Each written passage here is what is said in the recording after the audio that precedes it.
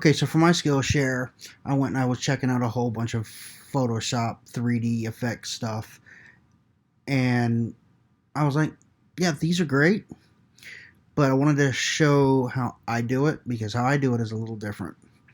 I use this program right here, Daz 3D with Photoshop combined. The reason being is because Photoshop has a good render engine, but typically you have to go back and post work somewhere else. Whereas if I'm just working with plain text and not doing anything crazy like trees growing out of it, then I'll import the text into Daz in an OBJ. And because Daz uses the iRay engine, it's going to allow me to get more control of the lighting and more control of the effect itself. So this is the program I would use. So let's start. We'll go to Photoshop. I've already got one laid out here. What you do though is you create your layer. You lay down your font. I just went with basic Lorem Epsom. Go over to 3D, and you're going to go to, it's not highlighted now, but new 3D extrusion from selected layer. When you do that, it will give you this font. Now, I've already adjusted the font size, the depth of the font, so it's not so thick. If you've never worked with 3D in Photoshop, a little box in this corner here pops up, and you change it from default to left or right, and it's going to change the angle of the camera. And then you change it over here at the switch, at the swap button, and you can adjust the depth of the text. Then you can swap it back. This way you're not physically moving the text. The reason being is because when you save an OBJ, it saves it an object file. It saves it in the position that you have it when you leave it.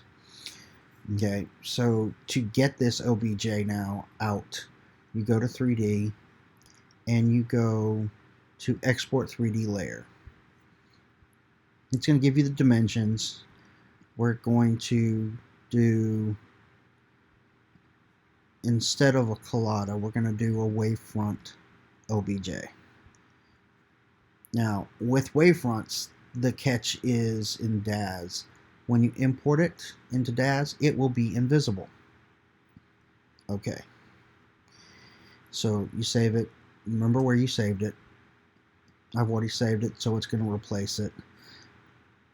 Then you go into Daz Studio. So as you see here, it's, oh, look, there it is. See, it's invisible, but if I hover over it, you can see it. What you're going to do is you would go to File, and you would import and select the file. So import, and you see the files right there, and then you would select it, it would pull it in. Now what you're going to want to do in Daz, there's a tab called Surfaces. Select the surface, select the entire object under Surfaces. This tells Daz you're working on the surface alone. Select it. Now in Daz, you've got a host of free things that come in it.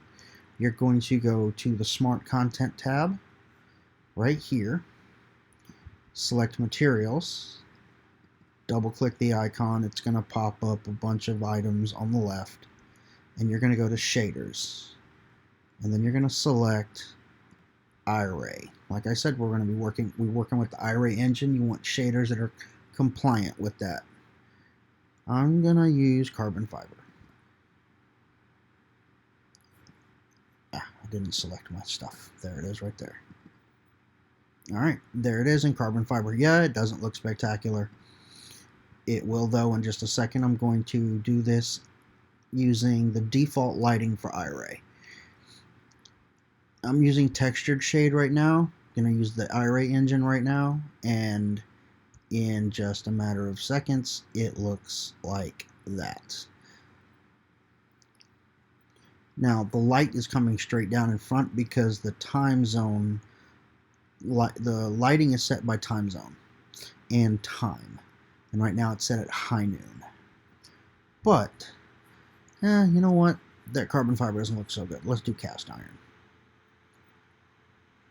Hey, it looks so much better. Now, just like in Photoshop, you can zoom it around, get a better look at it, maybe adjust the depth, because it is an OBJ, so it is editable.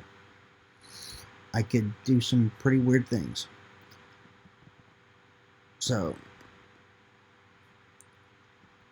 that's how you do that. Now I can center it back here for a second. The great part is now, if I really wanted to, if I liked it just like this, at this angle, I could, with this, I could export it. I could export it out as an OBJ again. Or I could go over here to render, and using the default lighting, there it is in a JPEG format. Now when it's finished, it'll highlight, and I can choose to save it as a JPEG or a PNG so it's transparent, and then I can kick it back into Photoshop and work on put it on whatever pieces of artwork I wanted to add it to. This is typically how I do my typography. Reason being is because, again, like I said, you get a far better quality using the iRay engine. Well, thank you for watching.